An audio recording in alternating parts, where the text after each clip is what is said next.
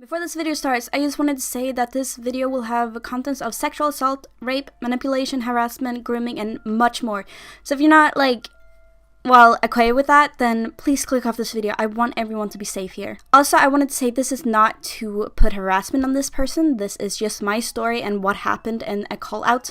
So please be careful around them. They're not a good person. I know I've done my shit in my days, but this just tops the list. So yeah, I hope you are okay and doing well, and I'll see you soon. Hello everyone, my name is Lumi and welcome back to a whole new video. So I know I've actually been gone for a while, for a few months, I've uploaded videos here and there, but I'm gonna tell you why. So, let's talk about my ex. When I started this channel, I was dating this guy called Matt, and I'm not gonna go into our whole quote-unquote love story or whatever, but basically we met online and then met up in real life. Through the whole relationship, he was very bad towards me and wasn't good at all. He would force me into things, say I owed him shit when I didn't, said if I didn't do things he would leave me, etc. It hurt a lot to be with him, but I went with it because, again, I was manipulated. It wasn't easy, but for some time I tried to get out of it. When he broke up with me the first time, I was really happy. I put up, art and stuff of me being happy posts and stuff like that. And he got angry that I wasn't sad enough. He had then cheated on me and went with someone else. That was the reason he broke up with me. He confessed that he loved someone else, which was this girl in real life. I don't even remember her name. They had hung out when we were together and they had gone back to his house and had sex, and that hurt a lot. That's cheating, nevertheless that's cheating, but he always promised me that I was his only one and that he loved me, and I truly believed that. It wasn't easy to get over, but I got over it after a day or two, because again, he cheated on me, he was a bad person, and he didn't really get into my head at this point. Anyway, he begged for me to come back when he saw how happy and just okay I was, and we got back together. I don't know why I did this. He was good at manipulating, I guess. But this just hurt a lot. To know that I didn't deserve anything more than just someone who cheated was horrible to me and stuff. But let's get into the real bad parts. The reason he thought it was okay to cheat on me was because we were going to meet up, and I was going to go to London and be there for a while. Now, he cheated when he found this out, and he was like, oh, well, we're going to meet up, right? And I was like, oh, okay, I guess. I'm very easily manipulated, if you don't know, and I can easily get into shit. I've always been really easy to manipulate. It has been a really big flaw of mine for a long time. But at that point, I was at my lowest point. I had just left all my friends and I didn't have anyone else other than him. So, yeah, we got back together. We met up and it was not great. Obviously we had that moment that everyone has in an online relationship where they run up to each other and hug and kiss and stuff. We had that. That was the only moment I've ever felt truly happy with him. Later on, when we were at the hotel room, he gave me gifts, I gave him gifts. It was really cute and wholesome and stuff. After my mom left and left us alone at the hotel room, he did things. Warning, this is gonna contain rape, sexual assault, and if you're not okay with that, then I'm sorry, you can leave or skip to this point. So, when we were at the hotel room, he pushed my head down, and, well, you can just figure out what happened next. I didn't want to. I wanted to refuse. I wanted to bite him or anything like that to make it stop, but I was scared. He was much taller and buffer than I was, and I didn't know what to do other than just give in. After that day, I've been super scared of him. I didn't know what to do other than just be there. And because I had 4 days of me being at London now with him, and I couldn't say no. I went to the bathroom right afterwards, washed my hands, washed myself. I felt so dirty, so nasty and just disgusting. It's like I wanted to wipe like everything off. I sat on the toilet crying for a few minutes before wiping it off and going out and saying hi.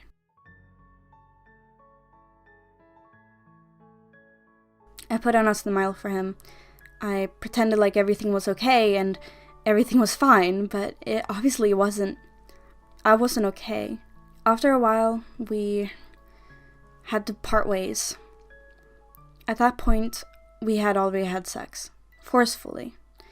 I've taken this to the police, so I'm not gonna explain everything in detail, because last time it gave me so much trauma and panic attacks, and I didn't want to do it, but for the police's sake, I had to.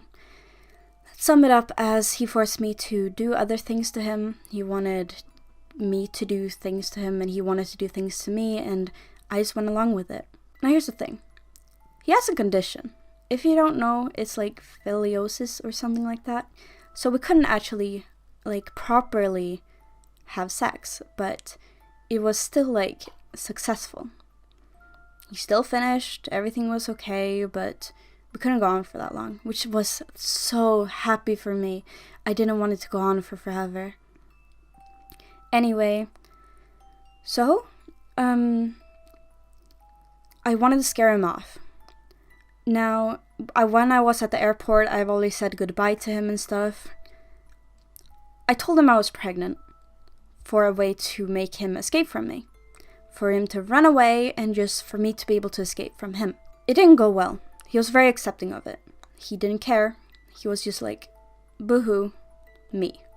He wasn't like, oh, like, I'm gonna leave you or anything, which I kind of hoped he was going to do. Obviously, that wouldn't have been a good part on his part, but still really wished he would have done that. Now, a few days went by and I just couldn't handle it. I just told him, like, yeah, it's fake. Oops. And I never gave him a reason to faking it. But he was just chill with it. He didn't care. Anything like that. Anyway, onto the online relationship. He would whip out his dick all the time in calls, and it was really uncomfortable. Like, really uncomfortable. I didn't know what to do. He would just put on camera and say, hey, wanna see something? And I'd obviously say, like, yeah. What is it? I thought it was, like, gift or something, but nope, it was his body part. And it was really, really nasty. Like, you don't do that without consent. That's counting as sexual assault. And I did not like it at all. I told him to stop many times. I told him I was uncomfortable and that I was going to break up with him if he continued. I even broke up with him a couple times, but he always ended up coming back into my life. Now, after a while, he got me obsessed with him. Every time I would say, like, oh, I like this in a guy, I like this in a guy, he would always ask me, like, what do you like in a guy? What is the favorite hairstyle, the favorite, like, interests and stuff like that, and he would cater to those. Like, obviously that's good with the interest part, but not, like, changing yourself so much to be your partner's dream, like, to the point where you're not yourself anymore. Obviously, this made me fall head over heels. He made me obsessed with him. He would, like, call me all the time, force me into calls with him, just for me to leave my friends. He told me that I couldn't talk to the people he talked to because he didn't know what they would say, which obviously that just makes it so he talks shit about me, apparently. I knew he was mean to me behind closed doors, but I didn't care because now I loved him. I loved him so much. And for the thought of him not being in my life, that would mean that I didn't have anyone anymore. He had already taken away all my friends. He had sexually assaulted me into thinking that this was love. It made me mess with my head so much. I didn't know what to do. Obviously, I don't have screenshots of what happened in calls and stuff, but he would say disgusting things to me. Like, you owe me. I showed you mine, now show me yours, and stuff like that. Like, it was really gross. You're gonna have to take that with a cup of salt, obviously, because, again, I can't prove it. He came for his birthday down to Sweden, which was exactly a year ago now. The 2nd of February. And he stayed until the 11th, which was over his birthday. I didn't want this to happen, but the families already planned this out and stuff like that, and everything was settled. I was already traumatized, I was in love, I was broken into pieces, but I thought that he was the only one who could fix me. Again, when we were alone, he pinned me against the wall and kissed me and just did disgusting things to me as soon as we were alone. He also whispered to me when we were with family that he couldn't stop looking at my breasts and stuff like that. Once we were in the car, one time, he put his jacket over me, over my knees and thighs, and he touched me in the car when everyone was there. I wanted to scream. I didn't know what to do, but I knew I couldn't get out of this situation. One thing that I remember very clearly was when we were in bed, he didn't have any clothes on, and he pushed my head down. I said no, very firmly, and he said, "What do you mean by no? Do it." And that got me so scared. I didn't know what to do. I just went along with it because that's just what love is, right? You just go along with people, right? I've had to remodel my room so much from that point because it just traumatized me so much. I didn't know what to do. I can't even go around the parts of my city where we were for trauma's sake. I can't do anything anymore. I feel so gross. I need to take a shower every day to get rid of the filth that I feel. And I can't do anything.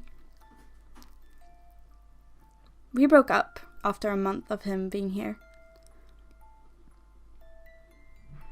And I never felt more destroyed.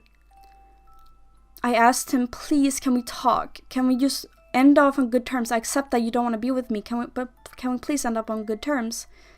He said no. He blocked me everywhere. I told him I needed closure for me to be able to be okay. Wouldn't he want me to be okay if he loved me? And he just said he didn't love me. He hadn't for a long time. And that just broke me. I didn't know what to do. What was I supposed to do? Just let him go? No, that's not how I work. Something you guys need to know is that I have severe autism. Not to the point where I can't speak or anything, but I have a really hard time with change, saying goodbye, social cues, going to school, or anything like that. So I'm very dependent. That's what I'm trying to say. And he had already gotten rid of all my friends, and I didn't have anyone. When we broke up, he told everyone lies about me, what I've done, and how shitty I was, and made all the ones that I had left leave me. I was so alone. So alone. After a few months of me being completely and utterly sad and just ruined from all the things that happened, he made a live stream about me with a bunch of his friends and his now girlfriend.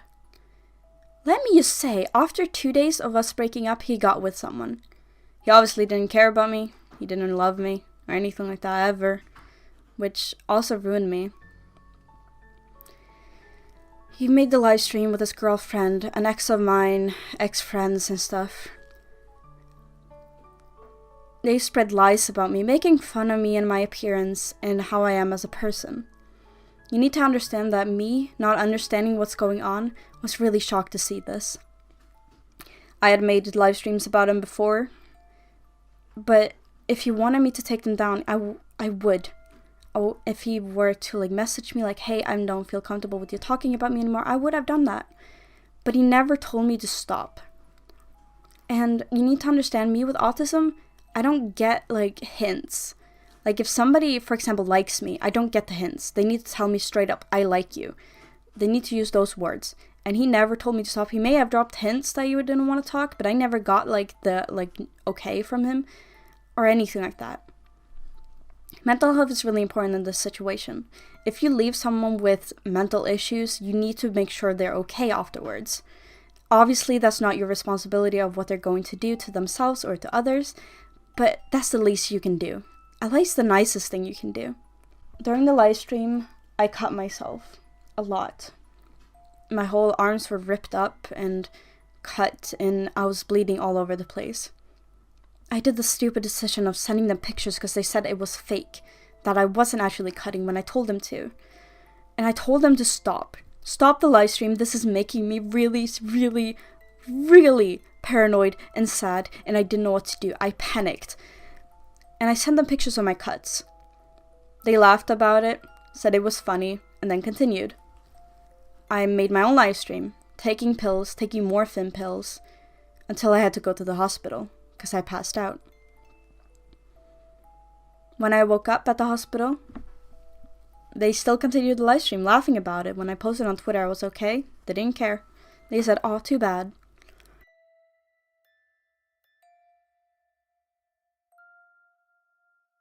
That is so sick on so many levels. I never want my content or what I say to hurt another person. And heck, if Matt even wants me to take down this video, I would. But I know he's not going to, because it's the truth. You can't hide from the truth, Matt. Anyway, he actually messaged me a lot of the time during our breakup that he loved me, he wanted to be with me. We even spent time playing games together and having fun and reliving our memories. And I thought this one was going to be healthy. But at the end of the day, he said, "Fuck you, I love my girlfriend." Basically cheating on his girlfriend. It was disgusting. Over these past few months, over this year, I felt my bones breaking.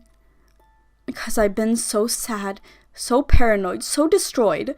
And I haven't been able to think clearly. The only thing Matt has ever brought to my life is pain and suffering. Making fun of their relationship was not a good idea, and I will always apologize for that. I made fun of him and Starla's relationship a lot of the time after they got together, because I know how bad they are for each other. Obviously now they're broken up, and I really want to apologize for that, for what I did. I've always going to be sorry for what I said, what I posted, what I drew. I was disgusting, and I'm sorry. But that doesn't make up for the things that they did.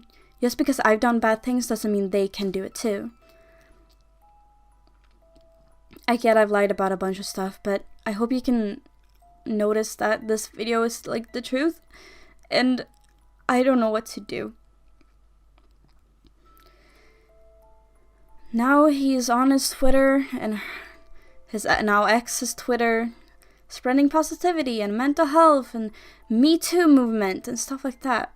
When I'm sitting here and they called me fake, they called me a liar for what I've done and what I've said about the issue. He never apologized. He always just called the cops for defamation when I have the proof of him raping me. But nothing. They always say believe all victims, but as soon as it comes to someone you don't like, then just cross them and leave them behind. And that is not what I want for myself.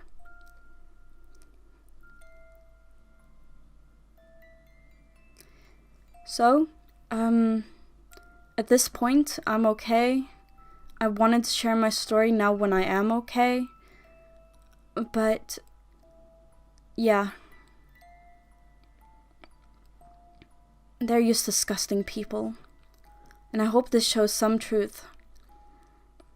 Oh, and he shit talks a lot of his friends. I'm just gonna put that up on screen right now, just saying. And I hope you guys can realize that. I'm trying to get better, and I'm really trying. But when people test me, it's hard to do, you know? I guess that's it. I guess that's all I wanted to say. I really hope you guys are okay and are in a safe place today.